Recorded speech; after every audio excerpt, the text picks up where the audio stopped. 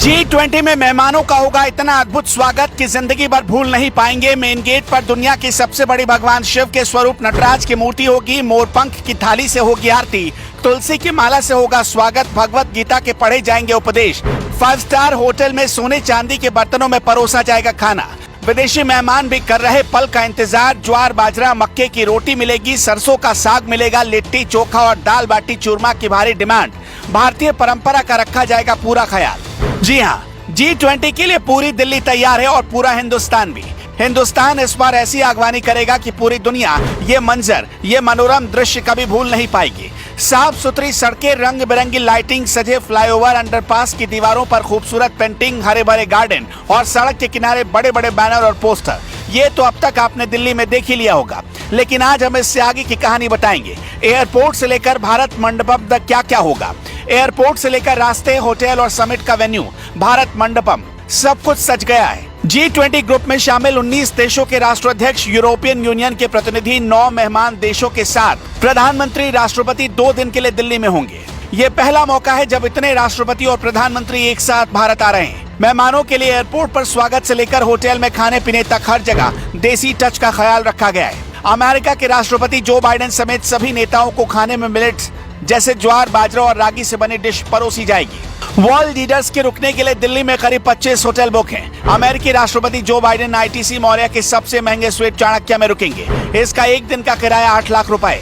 ये स्वीट 2007 में बना था। अमेरिका के राष्ट्रपति बराक ओबामा भारत आए थे, तब वो इसी स्वीट में रुके थे।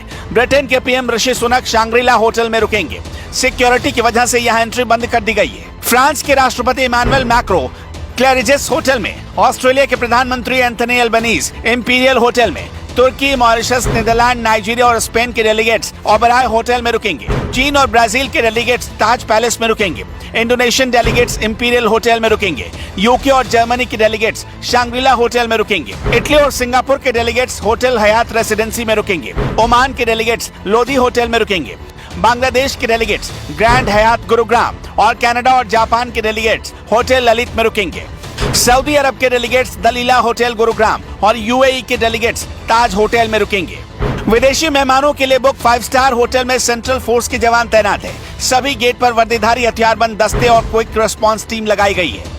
मेहमानों के स्वागत के लिए होटल ताज पैलेस और ललित होटल में मोर की थीम रखी गई है। होटल मैनेजमेंट के मुताबिक मोर पंखों से सजी थाली से मेहमानों की आरती की जाएगी। होटल ताज पैलेस में 150 शेफ की टीम हिंदुस्तान के अलग अलग हिस्सों के जायके को इकट्ठा कर रही है और डिश तैयार कर रही है। हालांकि मेहमानों के ऑर्डर का भी खास ध्यान रखा जाएगा। इसी तरह द ललित होटल में स्वागत के लिए DEI की टीम बनाई गई।